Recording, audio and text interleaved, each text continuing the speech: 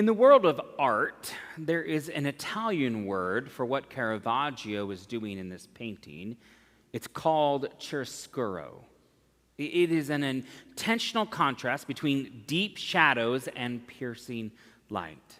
And it is used as a way to direct the drama and also our eyes to a very specific point. But the soul of chiaroscuro isn't found in a paintbrush. It is the reality that grace is best seen when it is held against the shadows of our world and our lives. Matthew is a man sitting in the shadows of his tax booth. And to first century Jews, this is not a place of business. This is a place of betrayal. Matthew was a toll collector, a man who had monetized the oppression of his own people, the Jews, for the sake of collecting taxes for the Roman Empire. He was deemed unclean and dead within all of society. Matthew's story is a story of one who is saved by grace, who changed his life not because he was shamed, but because he was invited into a new way. The text says that Jesus saw a man named Matthew. In Greek, the word saw is Eden, which is not a casual glance. It's a piercing look. Jesus didn't see a Roman collaborator. He saw underneath that to the man beneath the cloak. The scandal that Jesus is involved here is a scandal about the violation of purity. So in the Pharisees' world, and according to the Levitical code, uncleanliness is a one-way street. If you touch the leper, if you touch the beggar, if you touch the tax collector, you become unclean. But that is exactly what Jesus does.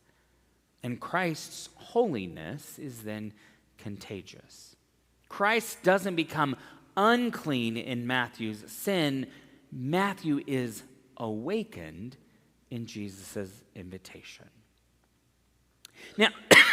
Now today, today, a tax booth isn't an IRS office. It rather is any space where we have traded our own personal security for the sake of humanity. It's anywhere where we feel seen by the world but invisible to God. Think about the digital booth you live in. How many likes are we trying to get to build up our presence and our importance? Think about the addictive booths, the hidden habits, the screens, the bottles, the spending, as a way for us to find success. And then there's the identity booth. Any place where you have accepted a label that says that's all you are.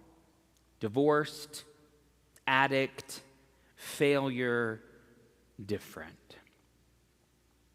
The story of Matthew is about getting out of the booth, out of our religious exclusions, out of our social judgments, out of our own personal limitations. And thus, it is about finding hope in following Jesus. Caravaggio's painting, The Calling of St. Matthew, stands in the Cantrelli Chapel in Rome. It fills your vision when you walk into the chapel. There are 3 paintings hanging there, and they are each 11 feet tall, full of drama. Now, I've always placed this scene outside of a building. Jesus is walking down the road, and he sees Matthew and calls him. But Caravaggio places this inside a house. The painting is divided into 2 unequal halves. The left half has a horizontal rectangle, and the right half has a vertical rectangle. And they are bridged together by Jesus' outstretched hand. On the left, if you look at this image, you will find Matthew and 4 others who are dressed in opulent silks and the furs of European style and time of its painting. And on the right side, you will find Jesus and Peter standing in dusty robes of a first-century Palestinian. The 2 different time periods brought together remind us there's no barrier to Christ's call, and that's why it's vital for us as well to recognize that the shadows of humanity are not new, they're still here, and that the call of Christ is not limited to a century, a geography, or a context. Now, above all the people, you will find lines of light. You'll also see a large window. And cut across the canvas, there's that powerful beam of light. But notice that the light takes place in a darkened room, or the scene takes place there. The light doesn't come from that window in the middle. The light comes from outside, somewhere we can't see, which is an indication to us that it's not ordinary. Rather, it is the eternal light of God. Caravaggio is trying to signpost to us that something spiritually of significance has happened here. The light pierces the shadows of the room and changes our focus. The people we thought were out are actually in. If you look at the left side of the painting, you'll remember that the moment before this, Jesus has noticed Matthew the tax collector and has called him to follow. Matthew's sitting with 4 other people, and his right hand is kind of suspended over the table as if he's getting ready to let go of some money or getting ready to pick up some money that has been counted. He's recording the day's take, and his left hand is pointing.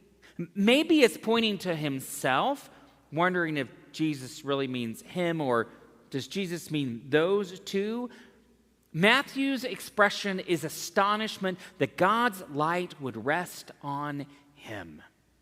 And you can really hear him asking the question, who, me? Me? Now, on the right side stands Jesus. Peter is in the front. Jesus is behind him. It almost looks like Jesus is wearing a hat. If you look at it, it's actually a halo that is above his head. Interestingly, Caravaggio has placed Jesus on the darkest side of the painting, even standing behind Peter. It's not easy to find Christ in the darkness, but his hand reaches out, a hand that is authoritative but gentle. It is an invitation to join the movement. In Greek, he says, "Alokathahi mohi," which means follow me. Now, it's not a past tense. This is a present tense imperative. It's not follow me once and you're done. It's follow me. Keep following me, and don't stop following me. The Christian spiritual journey, if we were to sum it up, is a response to God's invitation of grace that has transformed our lives. And this journey can be gradual or it can be sudden. But either way, it always involves this awakening before us.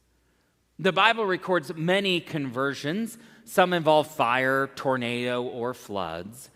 But there are also non-dramatic encounters. We are a people, as a Christian people, sometimes have treated conversion like it's a lightning strike moment, a single prayer that serves maybe as fire insurance.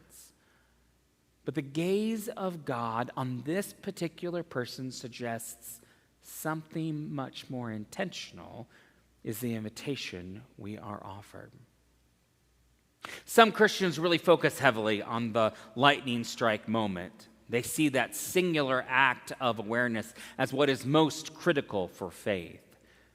But Methodists are more likely to see conversion as the continual journey of Christ's call, changing our lives each and every day. Following Jesus is not a one-time exit from the booth. Matthew didn't just stand up once. He had to keep walking. He had to keep following. I don't believe in a singular moment of salvation, but rather I believe salvation is the habit of seeing the acts of Christ unfold in our lives daily, even maybe hourly. I had a friend in seminary who said that her encounters with God always felt like she was being hit over the head with a 2x4. My encounters with God are more about the quiet realization that I am invited to join Christ's action in the world. In 1953, a young priest named Jorge Bergoglio, we also know him as Pope Francis, visited Rome. And he visited the Caprielli Chapel, and he looked upon this painting. This is an image 50 years later of Pope Francis praying outside of that chapel. You can see the chapel in the distance. And Francis said, "This is me, one of whom the Lord has turned his gaze."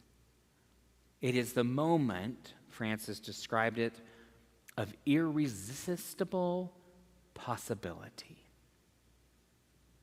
Jesus calls us exactly where we are, not as a one and done moment, but as a continual call. Light enters the room, the shadows are pushed back. And what is most critical here is this: we see the moment just after Jesus has said, "Follow me," but just before Matthew stands up and does so. That's the moment of the continual call. That's the moment the shadows are pushed back. That's the moment of irresistible possibility.